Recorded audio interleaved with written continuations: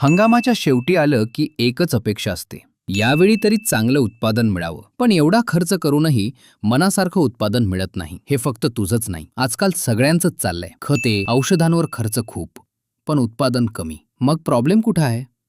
मुख्य कारण जमिनीची घटती सुपीकता, रासायनिक खतांचा जास्त वापर, जमिनीत सेंद्रिय कर्ब कमी आणि उपयुक्त सूक्ष्मजीव कमी झालेत. म्हणून वेलीची वाढ कमी होते, घड लहान राहतात, वजन कमी येतं आणि रोगाला पटकन बळी पडतात. म्हणूनच मी प्रोटोमील वापरतो. जमिनीला पोषकता मिळते. 5 ते 6 वर्ष प्रोटोमील वापरलं. हां. तर रिझल्ट शेणखत वापरलेलंच नाही 6-7 वर्षापासून बागेला. प्रोटोमील प्लॉट आहे. फक्त प्रोटोकॉल.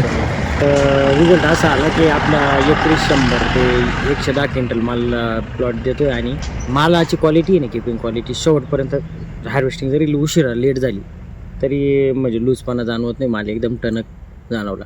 बाकी शेतकऱ्यांना वापरलं पाहिजे का नाही? वापरलं. बरं. खरंच प्रोडक्ट चांगले आहे, वापरायला पाहिजे. बरं. रिझल्ट छान.